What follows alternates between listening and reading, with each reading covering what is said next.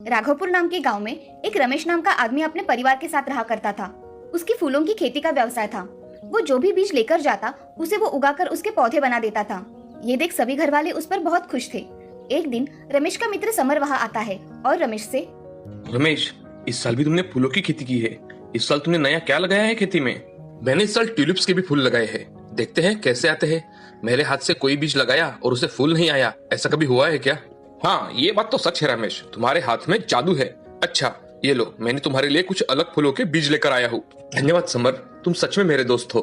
ऐसा कहकर समर कुछ काम से वहाँ से चला जाता है। कुछ समय बाद रमेश वो बीज अपने खेत में लगा देता है और कुछ महीनों बाद उसे बहुत सुंदर गुलाब के फूल आते हैं। उसे देख रमेश बहुत खुश हो जाता है। वो गुलाब के फूल अलग अलग रंग के थे। उसे देखकर बहुत से लोग फूल लेने के लिए आया करते थे। ये देख उस गांव का साहूकार मोहनलाल मन में, ये रमेश तो बहुत ही तरक्की कर रहा है। छोटी सी खेती लेकर आज कितने अच्छे दाम में फूल बेच रहा है। इसका ना कुछ करना ही पड़ेगा। ऐसा मन में सोचकर साहूकार रमेश के खेत के पास चला जाता है। तभी साहूकार मोहनलाल रमेश से, अरे रमेश, कैसे हो? अच्छा हूँ साहूकार जी, आप कैसे हो? और यहाँ कैसे आना हुआ आपका? कोई काम हो तो बताइए। अरे मेरा कुछ काम नहीं है, मैंने तुम्हारी खेती में अच्छे गुलाब देखे तो उन्हें देखने के लिए चला आया बस। आइए ना साहूकार जी, मैं आपको अलग अलग फूल दिखाता हूँ। अरे रमेश, ये तो बहुत अच्छे प्रकार के अलग अलग गुलाब के फूल है तुम्हारे खेत में। मैंने तो अभी तक इतने अच्छे फूल कभी तक देखे ही नहीं। आपको अगर कुछ फूल चाहिए तो आप ले सकते हो साहूकार जी। जरूरत पड़ने पर मैं तुम्हारे खेत से ही फूल लेकर जाऊंगा रमेश। मैं कल दूसरे गांव गया था, मुझे वहां भी अलग अलग फूलों के बीज मिले हैं तो मैं लेकर आया हूँ। तुम चाहो तो मैं तुम्हें नौकरों के हाथ भिजवा देता हूँ। जी साहूकार जी, आप भेज दीजिए। आपका बहुत बहुत धन्यवाद कि आपने मेरे लिए इतना सोचा। चलो अब मैं चलता हूँ। ऐसा कहकर मोहनलाल रमेश के खेत में से चला जाता है और अपने नौकर के हाथ कुछ बीज भिजवा देता है। रमेश जी, मालिक ने ये तुम्हारे लिए कुछ बीज भिजवाए हैं, ये ले लो। अरे आओ हरिया, बैठो। अरे नहीं रमेश जी, मुझे बहुत काम है, मैं चलता हूँ। ठीक है, धन्यवाद हरिया। रमेश वो बीज की पोटली खोलकर देखता है तो उसमें सूखी हुई मछलियां होती है। साहूकार जी ने मेरे खेत में लगाने के लिए सूखी मछलियां दी है। रमेश पोटली हाथ में लिए सोचता है।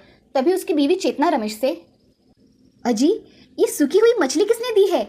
ये तो किसी काम की नहीं है। ये मछलियां साहूकार जी ने दी है। उन्होंने फूलों के बीज बताकर ये मछलियां दी है मुझे। वो हमसे जलते हैं, इसलिए उन्होंने ऐसा किया। अब तो मैं इन मछलियों को भी खेत में लगाऊंगा और इसे उगाऊंगा। ऐसा कहकर रमेश खेत तैयार करने चला जाता है। उसे देख चेतना बड़ी अचरज में पड़ जाती है और मन में, अब ये क्या मछलियों की खेती करने वाले हैं क्या? हे भगवान, इन्हें थोड़ी सद्बुद्धि दे। रमेश अब उसका रहा हुआ खेत जोतकर उसमें मछलियां फेंक देता है और शाम के समय नदी के किनारे बैठ जाता है। रमेश सोच ही रहा था, तभी नदी के पास एक बूढ़ी औरत आई।